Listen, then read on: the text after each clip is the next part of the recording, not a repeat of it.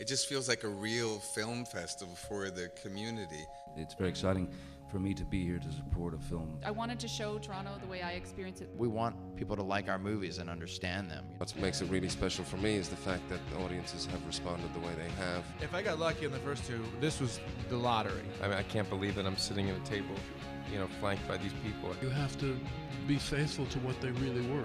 First nice thing the press have ever done. I was really happy to find out this is where we were coming. That was amazing.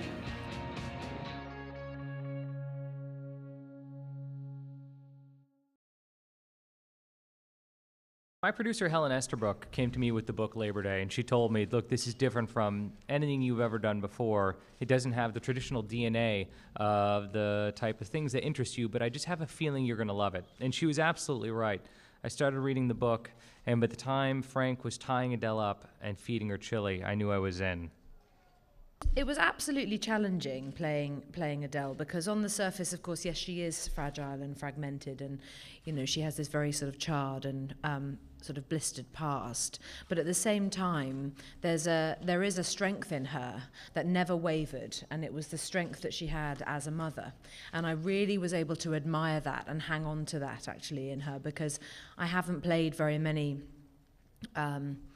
fragmented people, I suppose, in the past, and to play someone who was able to still pull it together and not turn to Prozac and gin by 3 PM. She absolutely was not that woman. She could raise her son. He was and is a good child, and that is entirely because of her.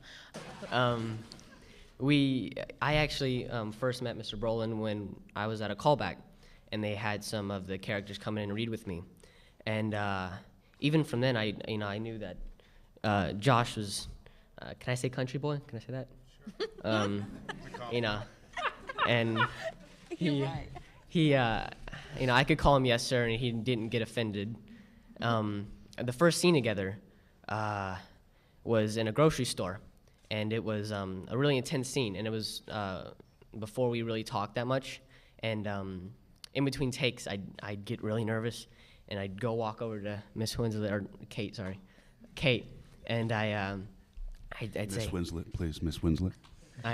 Shut up, Brolin. I'd tell her, oh my gosh, he's so nervous. I'm nervous. He's scary. He's intimidating. She's like, just use that. And then after we got past that scene, me and Mr. Brolin talked a lot more, and I knew that from the very beginning. I could Jr., Kate, Josh, I could ask them anything. I really enjoyed coming to set every day, and it was a lot of fun. I have a 20-year-old and something. They're all old. They're really good kids. My son's in Thailand. He teaches science and English over there, and my daughter's in New York, and she just directed her first play that just ended yesterday. And they're good, kind of like Gatlin was, when I first met Gatlin, and he was saying, yes, sir, no, sir, and yes, ma'am, no, ma'am. That's like where I come from in Central Coast, California, and I said to him, you're not from LA, are you? And he said, I am actually, but then I found out who his parents were, and I knew of his dad, who's a well-to-do stuntman, and there's a respect there, and for me, it's nice to see. I'm not going to comment on the negative, but the positive, it's always nice to see, because there's a real kind of great sense of self that he inhabits, and I think that's what allows him to be so exposed in the movie also.